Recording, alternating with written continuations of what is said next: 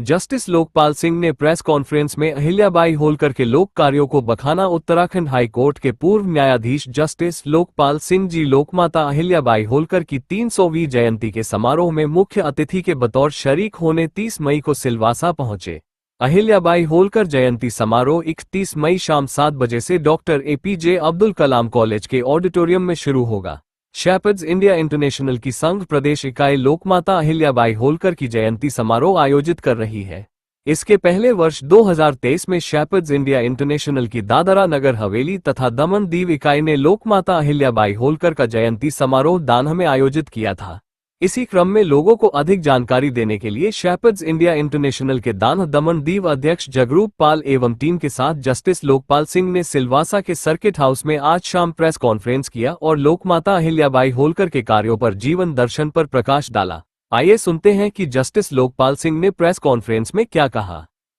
India international हमारा organisation है, उसके अध्यक्ष हैं मिस्टर जगरूप पाल, और यहाँ की जो कोर कमेटी है उसके मेंबर्स हैं। इन सब लोगों ने डिसाइड किया मुझे यहाँ अध्यक्षता करने के लिए बुलाया, और हमारे छोटे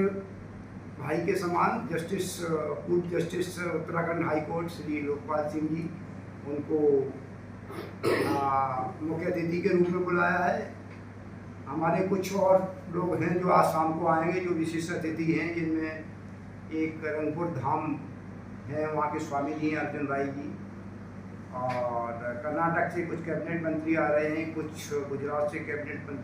मंत्री आ रहे हैं, कुछ महाराष्ट्र से ऐसे लोग आ रहे हैं, कुछ यूपी से, मतलब काफ़ी उत्तरी भारत वगैरह से आ रहे हैं। तो जस्टिस लोकपाल सिंह जी उत्तराखंड में बहुत अच्छे और बहुत ज़्यादा सिलवासा में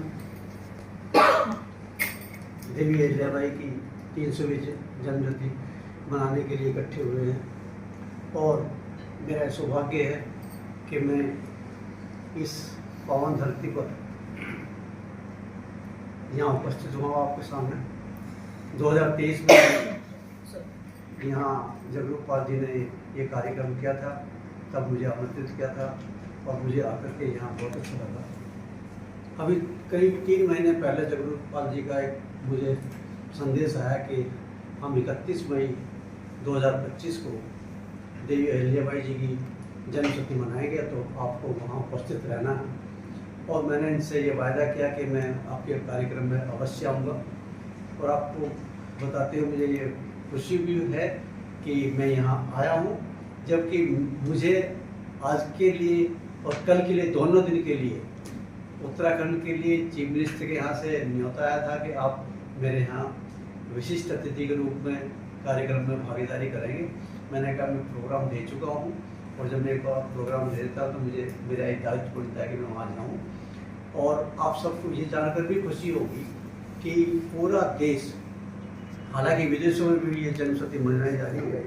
लेकिन पूरा देश आज इस जन्मशती को मना रहा है। और ये पिछले पूरे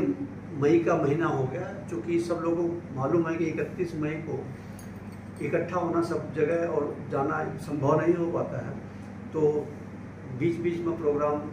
जन्मशती के चल रहे हैं। उत्तराखंड की सरकार ने तो अहिल्याबाई के नाम पर अभी 3 दिन पहले मैराथन दौड़ कराई है, जिसको वहाँ के मुख्यमंत्री श्री हमीद जी ने हरी झंडी दिखाई। तो पूरे देश के अंदर माँ अहिल्याबाई की जन्मशती को मनाने के लिए एक बहुत बड़ा क्रेज है, लोग बहुत उत्सुक है इसको मनाने के लिए। सभी सरकारें इसको मना रही हैं। केंद्र सरकार ने तो इस जन्मशती के अवसर पर 300 रुपये का एक कॉइन भी जो है जारी करने का फैसला किया है, और कल उसको जारी किया जाएगा। ये एक पूरे देशवासियों के लिए एक गौरव का विषय है। मैं इतना कहना चाहूँगा कि वो भले ही वो सेफर्ड कम्युनिटी में, गडरे समुदाय में पैदा हुई हो, बट वो किसी गडरे समुदाय तक सीमित नहीं रही, वो पूरे देश की एक धरोहर के रूप में बनी। और उनको हम ये कह सकते हैं कि उन्होंने एक अपना ऐसा व्यक्तित्व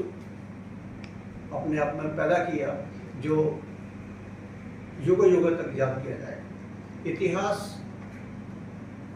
हमने पढ़ते हुए नहीं देखा, लेकिन आज हम इतिहास देख रहे हैं और अब उनके बताए गए मार्ग पर चल कर के हम ये जरूर संदेश देंगे कि एक नारी शक्ति किस तरह से देश के अंदर कितने बड़े बड़े राजाओं के सामने उनका सामना कर सकती थी, उनको धूल चढ़ा सकती थी। और कूटनीति से, जैसा भी हमारे बड़े भाई वेद प्रकाश जी ने बताया कि उन्होंने एक ऐसी